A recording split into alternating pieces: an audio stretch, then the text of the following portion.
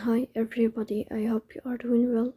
Today we'll talk about how to fix or how to solve the problem of Alight motion when you click on settings.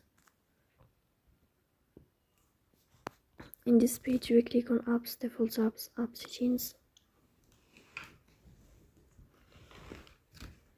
In this page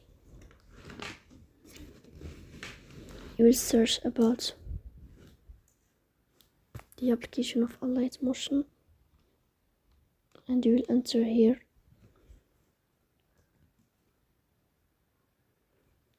Then we click on first stop and we click OK.